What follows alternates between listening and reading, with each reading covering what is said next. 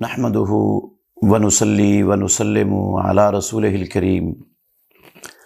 سوال ہے شب معراج کی کیا حقیقت ہے اور کیا شب معراج کے بعد والا روزہ رکھنا ضروری ہے؟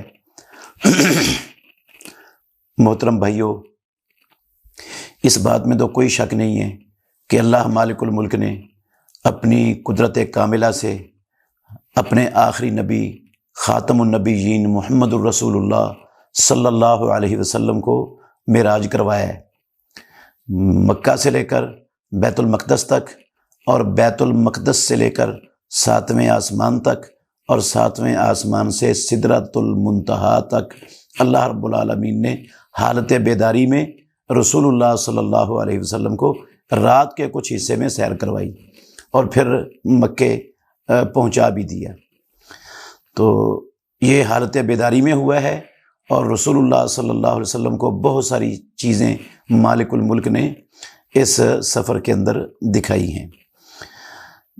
یہ معجزہ ہے محمد الرسول اللہ صلی اللہ علیہ وسلم کا، عظیم الشان معجزہ ہے۔ اس معجزے کے ایک حصے کا تذکرہ اللہ نے سورہ بنی اسرائیل کی پہلی آیت میں کیا ہے، سبحان الذی اسریٰ بعبدہ لیلا من المسجد الحرام الی المسجد الاقصی، اور اس کا تذکرہ سورہ نجم میں بھی ہوا ہے۔ احادیث کے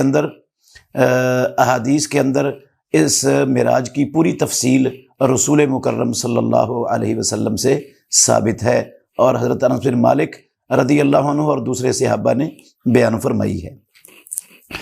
رہا اس رات، یہ کون سی رات تھی، یہ اللہ رب العالمین بہتر جانتے ہیں۔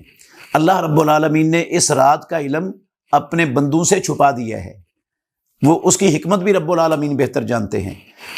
رسول مکرم صلی اللہ علیہ وسلم نے اس رات کی کوئی تعیین نہیں کی، خلفائے راشدین نے اس رات کی کوئی تعیین نہیں کی، صحابہ میں سے کسی صحابی نے اس رات کی کوئی تعیین نہیں کی۔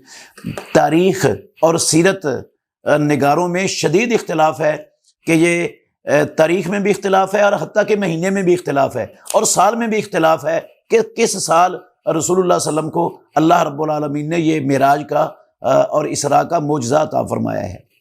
تو یہ 27 رجب والی کوئی سند دنیا میں موجود نہیں ہے، یہ خام خواہ لوگوں نے اپنے پاس سے ہی بنا لیا بغیر کسی دلیل کے اور بغیر سند کے۔ معراج ہوا ہے، اس کا انکار نہیں ہے، بہت بڑی عظمت اللہ نے دی ہے محمد الرسول اللہ صلی اللہ علیہ وسلم کو، اس کا انکار نہیں ہے، لیکن وہ 27 تھی، 27 رجب کی رات تھی، اس کی دلیل کوئی نہیں ہے، نہ قرآن میں، نہ پیارے پیغمبر کی سنت اور حدیث میں، اور نہ صحابہ رضوان اللہ علیہم اجمعین کی زبان سے اس کا کہیں تصور اور نام و نشان بھی موجود ہے۔ باقی معراج ہوا ہے رسول اللہ صلی اللہ علیہ وسلم کو، اللہ کے نبی نے اس معراج کے بعد کبھی بھی معراج کی رات کو جاگ کر عبادت نہیں کی۔ ابو بکر صدیق رضی اللہ عنہ نے نہیں کی، فاروق اعظم نے نہیں کی، علی المرتضیٰ نے نہیں کی، عثمان غنی نے نہیں کی، طلحہ و زبیر نے نہیں کی، سعد و سعید نے نہیں کی، حسن و حسین رضی اللہ عنہما نے نہیں کی، کسی ایک صحابی نے بھی کوئی سپیشل عبادت نہیں کی معراج کی رات کے نام سے۔ ویسے جو تہجد پڑھتے تھے صحابہ اور رسول اللہ صلی اللہ علیہ وسلم وہ پڑھتے تھے ہمیشہ، لیکن سپیشل معراج کے نام سے آپ نے کوئی رات منائی ہو، جشن منایا ہو، چراغاں کیا ہو اور اس کی کوئی عبادت کی ہو، ایسا صحیح حدیث میں اور صحابہ کی زندگیوں میں کہیں وجود نہیں ہے۔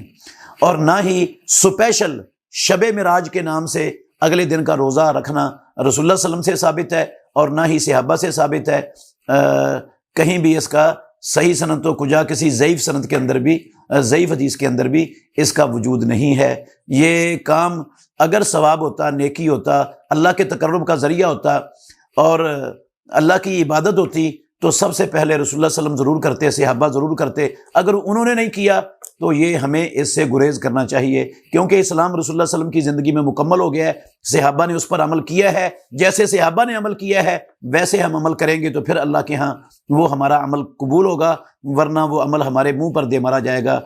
بے شک وہ عمل اچھا ہے، عبادت کا عمل ہے، لیکن جو رسول اللہ صلی اللہ علیہ وسلم نے نہیں کیا، صحابہ نے نہیں کیا، جس کی رسول اللہ صلی اللہ علیہ وسلم نے اجازت نہیں دی، جس کی دلیل نہیں ہے، وہ ہم نہیں کر سکتے۔ میں ایک مثال دیتا ہوں، ہم نماز ظہر کی 4 اور عصر کی 4 اور عشاء کی 4 رکعتیں پڑھتے ہیں فرض، اگر ہم 6 پڑھ لیں تو کیا نماز ہو جائے گی ہماری؟ حالانکہ 6 رکعتیں پڑھنا غلط نہیں ہے۔ اسی طرح اذان جنازے میں اور عید الفطر عید الاضحیٰ میں رسول اللہ صلی اللہ علیہ وسلم سے ثابت نہیں ہے۔ اذان اچھا کام ہے، کیا اگر ہم ان موقعوں پر اذان دیں گے تو ثواب ملے گا؟ ثواب نہیں ملے گا، اس کا گناہ ملتا ہے، کیونکہ دین مکمل ہو گیا ہے۔ یہ طریقہ نہیں ہے رسول اللہ صلی اللہ علیہ وسلم کا، نہ صحابہ کا۔ تو جو کام نبی مکرم نے نہیں کیا، صحابہ نے نہیں کیا، ہمیں اس کو نیکی، ثواب، دین، اللہ کے تقرب کا ذریعہ سمجھ کر نہیں کرنا چاہیے۔ اسی کو بدعت کہا جاتا ہے، اور اس سے بندے کے اعمال کے ضائع ہونے کا خطرہ ہے۔